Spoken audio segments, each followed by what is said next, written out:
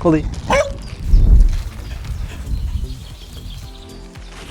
Hello my guys, and of course girls.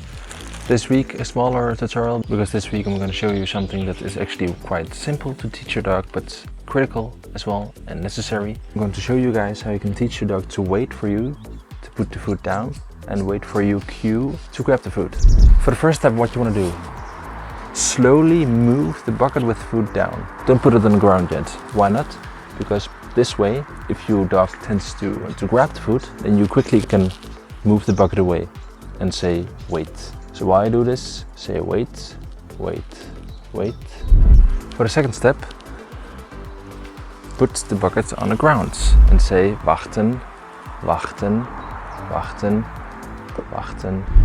And the third step is basically just blijf. Ik weet het. The third step is basically just about time building. So when you put the food on the ground, it's all about time building. You can wait 10 seconds, 20 seconds, 30 seconds until you give the cue for your dog to can grab the food. Nee. Ah.